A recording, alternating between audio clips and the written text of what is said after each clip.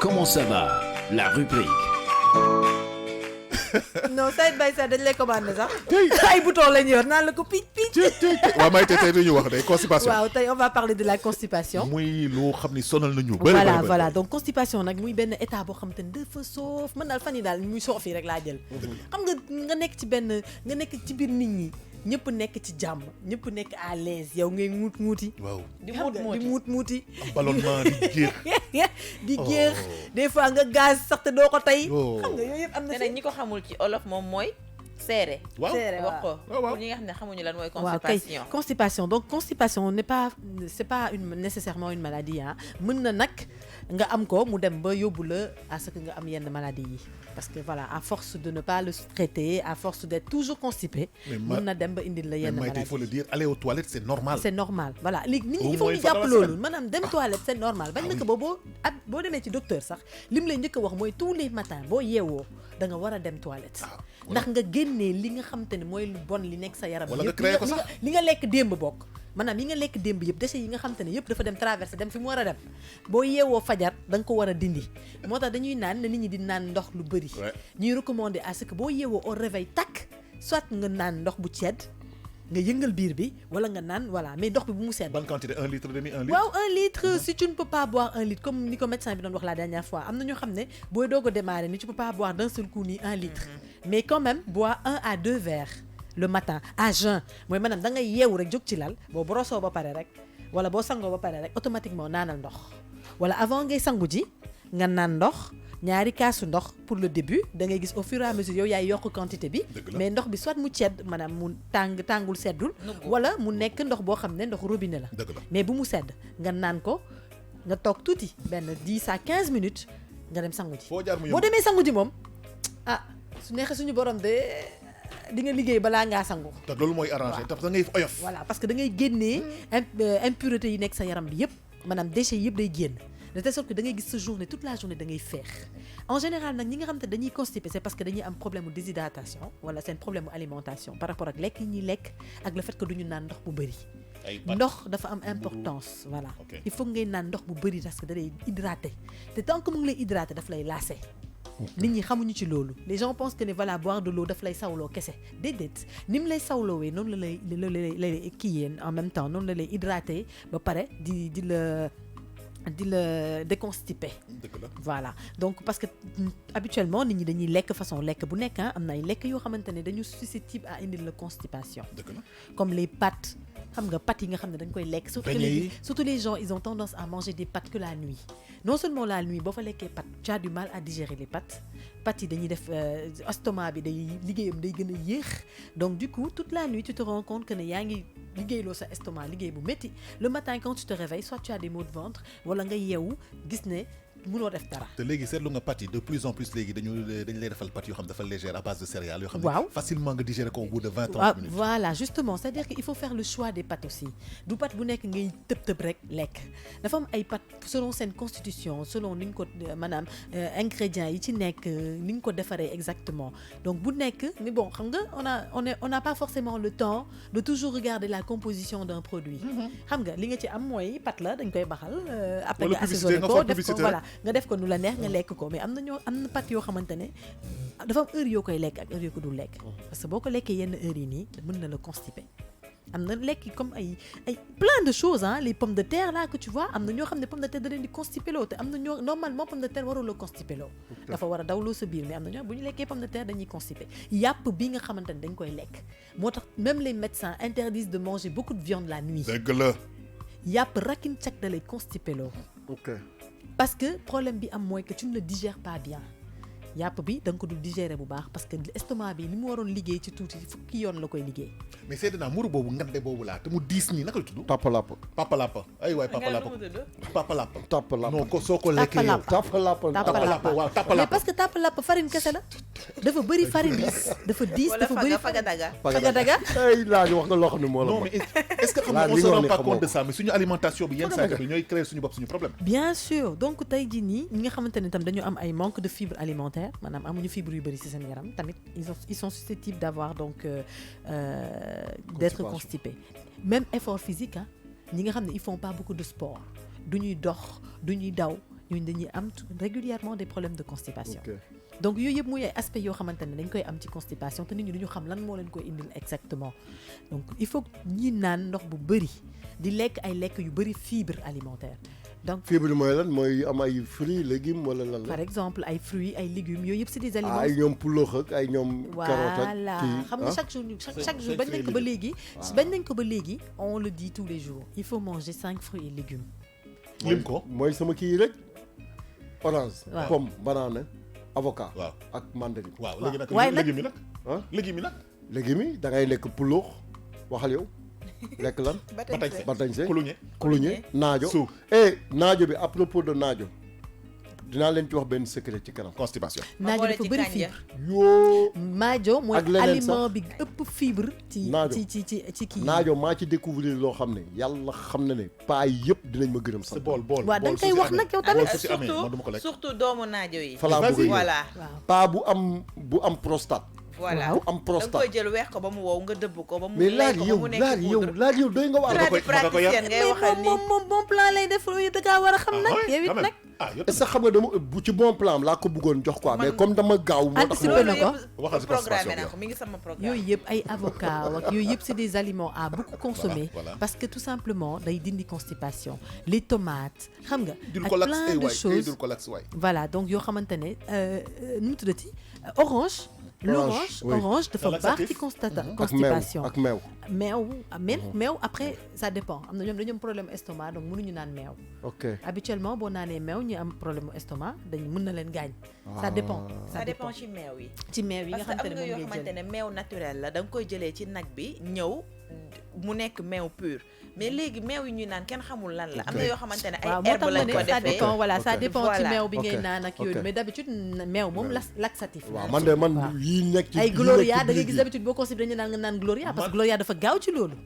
man je te parle de mon cas précis man café su ma ko naanee benn tasse bu fees c'est un laxatif pour moi. ok am naa benn xarit boo xam dafa ne ma boy man chaque fois damay naan café mais je vais aux toilettes. je pensais que c'était pas normal man ko si. ben oui parce que man j'ai un ami boo xamante ne moom le matin il prend son café dans les toilettes ah ouais moom nee na moom. avec le journal. moom avec son journal et le café moom xam na ne bu naanee café ba pare moom il fait la continuité des choses il connaît manière. voilà donc constipation daal muy état boo xam ne dafa soof xam nga bëgg dem def dara mu tëla nga koy forcer ba mujj bi sax mën ngaa teppi say yenn partie génitale amul sens comprendre nga voilà dina dem ba mujj bi mën na la defal ay déchirure mu defal la ay yeneen indi la yeneen soucis yoo xamante ne doo xam foo koy régler donc moo tax nit ñi il faut que ñuy éviter vraiment di lekk yenn lekk yu dëgër yi voilà xola par exemple nii këf ki nii lay demee danaa ko waaw kay merci Pape Jean mais Pape Jean yaa xarañ waaw kay kii sama waaj ki xarañ kay ñu ngi nii tamit ak ñoom ñaar la en tout cas daal non man may de xarañam gisuma ko de Pape Jean laa gis xarañam parce que moom yow mu doxal maa ngi jégalu waaw maanaam daal tey constipation daal lañ bëggoon vraiment waxtaanee ko muy benn état boo xamante ne soof ba nga xamante ne nit ñi xamuñu sax nan la ñuy def pour faju mais nag comme li may wax chaque jour rek tey am na loo xamante ne bu fekkee dalay dal à répétition tout le temps nga koy am te mu anormal parce que nit mën naa d'accord nga constipé tey constipé suba mais gannaaw suba sa constipation dañ mais ñi di toog ay semaine u yàlla duñu dem toilette am problème constipation dañu war a dem hôpital dem seeti médecin mu wax la c'est normal ki koy waxuma la jaaxle rek kii maanaam dafa sonn ba mujj mu dem toog ci douche bi toog xaar xanaa loolu mooy heure bu ñëwee rek comme maa ngi ci biir douche bi du métti non c'est vrai am na ñoo xam dañu am ngan di problème si à côté boobu bien sûr man li ma bëggoon laaj rek Mayte concentration totale waaw lii nag mooy numéro ah oui parce que soo forcer c'est pas bon da ngay forcer ok man li ma bëggoon laaj par rapport xam nga gis nañ souvent ne médecine gars yi dañuy amay garab ak yooyu quoi au-delà de laxatif yi est-ce que kii bi am na ci ay produits yoo xam ne nit mun na ko jël yoo xam ne dina ko mën a vraiment dimbale ko ci kii parce que damay gis bu dee xale dañ doon jël saabu def ko ci taat yi loolu xam loolu ko waaye al ba ji mais yow parce que man mi xamuma ko woon si en fait attendez loolu non xaaral ngeen xamu leen lan comme genre de sabo si li muy wax nii am na parce que en fait il faut qu'on comprenne une chose aussi il faut que ñu comprendre benn affaire on est dans des pays sous-développés les gens n'ont pas forcément les moyens d'aller à l'hôpital ou d'aller dans les pharmacies pour acheter certains produits en général xale bu amee constipation dañ koy defal suppositoire suppositoire bi moo koy laxé ba xale bi mën a après mën a dem sel normalement mais tey il y a des gens qui n'ont pas les moyens de s'acheter des suppositoires ils cherchent une solution pour que xale bi mën a dégager loolu xam nga non mais je veux te dire xam nga saabu dafa gluant boo ko defee foofu oui mais bon saabu ordinaire la ñu jël duñu jël n'importe quel saabu sa waay dama bëgg a xam yéen dama bëgg a xam yéen non saabu ordinaire pur amul dara non li ma bëgg a xam yéen dama bëgg a xam yéen ban monde ngeen ñuy dund ñun bi ñu nekkee xale ba léegi saabu moos ak seere ci xale moom yow bi nga nekkee man mën na nekk yow Seydina man boo génnee samay at si say at daanaka lu bëri mën na see des parce que xam naa ne magee nga ma lu bëri mën nga ko xam te man du ma ko xam waaw moom laa lay wax moo tax ma ne ko sànq moo tax ma ne sànq dafa am ay méthodes traditionnelles yoo xamante ne dañu exister xam nga li ñu doon wax bee passé naan des fois nga dara dal la ñu ne la jëlal lii ak lii nga utiliser ko c'est pas forcément interdit c'est vrai que c'est pas recommandé mais ce n'est pas interdit parce que c'est toujours une solution pour régler un problème donc loolu dafay arriver effectivement ay xale yoo xam ne dañ leen koy defal et pourtant du am benn impact parce que bu ñu dugalee saabu bi dañ koy rejeté waat saabu boobu dañ koy xale yi dañ koy génneewaat parce que day dawloo seen biir automatiquement ñoom ñu éjecté ko génneewaat li nga xam te ne moo nekk seen biir non du des ci biir day génn complètement mais loolu méthode la boo xam ne les grands-parents et nos parents utilisaient ça parce qu'ils avaient pas les moyens d'aller acheter un suppositoire pour defal ko seen doom wala dem pharmacie wala dem hôpital surtout ñi nga xamante ni ils habitent dans des villages yoo xam ne c'est hyper loin de la pharmacie ou hyper loin de l'hôpital il y a un instinct de survie qui est là donc les gens ils cherchent la solution quelle est la solution elle est la meilleure solution elle est pas la meilleure ñoom li ñuy chercher moment boobu mooy soulager la personne comment soulager la personne ci noonu lañ koy jaarale tey bu ñu demee pay ba di naan meew pour mën a déconstiper wu c'est parce que tout simplement solution la ñuy wër du dëgg parce que est-ce que meew bi ngay naan noonu baax na ci yow est-ce que yooyu yëpp ay solution la yoo xam ne dañ ko fiy teg pour mën a essayer d'être à l'aise en attendant d'aller à l'hôpital wala mais comme li may wax sànq constipation am na ñoo xam ne seen constipation day yàgg ils peuvent faire 3 jours à 4 une semaine duñu dem douche loolu c'est incroyable on doit aller au sel tous les jours mais Maïté est-ce que tamit leen na amul par exemple olof yi ñoom lay duur lañ lay jox boo ko naanee ci saa si sa biir bi dina yëngu mais tamit est-ce que amul ñoo xamante ne dañoo tàmmal seen bopp naan garab ba nga xamante ne tant que naanuñu garab boobu noonu duñu dem toilette ay dépendant la ñuy doon waaw dañoo xamante ne ñoom ñooy créer seen bopp seen propre constipation mais dafa mel ni lépp dafa mel ni ci lépp garab tey boo koy jël tey ba mu dem ba miin sa yaram dootoo ko mën a bàyyi da ngay dem ba yow sa bopp boo ko amulee tu as l'impression que ne tu n'es pas normal alors que c'est faux donc loolu c'est dans notre tête ñun des fois ñooy teg suñu bopp ñooy imposer suñu yaram loo xamante ne c'est pas obligatoire mais comme je dis toujours constipation état la boo xamante ne xam nga tey am na loo xam ne boo xamul lu koy indi xamoo lan moo la ko tax a am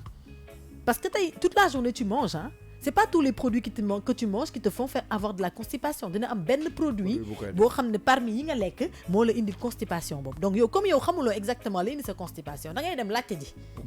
docteur nga ne ko man de lii ak lii moo ma dal wala boog damay constipé su ma constipé mën na jël 2 jours ba 3 jours est-ce que c'est normal le docteur te demandera habituellement laaj la poser la ay question ci sa forme d'alimentation li ngay tam di lekk moom dina xam aliments yi mu la mën a tere yi nga xam ne da lay dimbali de telle sorte que ne doo constipé wala mu ne la par exemple à la place da ngay jël lii jëlal lii comprendre et de ce fait yow di nga xam à partir de ce moment-là quels sont les aliments que tu peux consommer yoo xam ne ils sont susceptibles à ne pas te faire de la constipation nga mën ko lekk nga mën a féex wala yi nga xamante ne garab boo xamante ne peut-être saa yi su la dalee boo ko naanee mu laxé la nga mën a dem toilette tranquillement léegi lan ngay tëjee rubrique bi voilà constipation moom dafa am solo voilà constipation daal muy suñu problème ñun ñëpp des fois nga yeewu fajar affaire yi tara ba da ngay toog di wengalu di position xam nga la moo gën a bizarre sa biir day mais da ngay ballonné ba pare xam nga ballonnement bi nga xamante ne gaz bi buy génn kenn du ko yëg yow doo yëg gaz bi kenn du ko dégg ay missile sol la duñu wax na dëgg léegi ban conseil nga leen di jox pour ñu mën a ay Maïté yow xoolal yaa nga leen di wutal solution ba pare di leen kokkali non kokkaliwu ma leen dama xam ne kat ñun ñëpp on est là ci ku nekk des fois affaire yi dal la nga rus nag xam nga gàcce xaw laa rey voilà donc may conseil nit ñi rek que ne di leen wax déjà que ne ballonnement baaxul constipation baaxul parce que à force ngay am constipation mun na dem ba indi la hémorroïde par exemple parce que le fait de forcer à sortir les choses le fait de bloquer les choses ci sa biir day dem ba pételoo sa vaisseau yi xam nga mën na la indil hémorroïde. mais bu dee jigéen sax est-ce que du dem ba indil la ay problème yoo xamante ne da ngay bëgg a am doom mu tëla wala genre yooyu. bon loolu peut-être mën na nekk bon mënuma ci avancer trop peut-être su ma gisee dinaa mës a seeti spécialiste mu wax ma ndax loolu am na ci forcément conséquence mais comme on dit à chaque fois rek lépp ci organisme nit relais la quoi lépp relais la am na nu muy positionné am na looy am loo xamante ni sa biir yaram fi mu nekk mën na am relais ak partie boobu noonu donc plus nga koy négliger mu dem ba yàq leneen loolu mooy problème mu feebar mooy mën nga am feebar bii di ko négliger feebar bi dem ba def tournure dem jàpp loo xamante ne bokkul sax ak li nga amoon mu indil la leneen ak leneen moo tax ñu naan boo nekk ci yenn état yi ngay gis ne c'est fréquent dans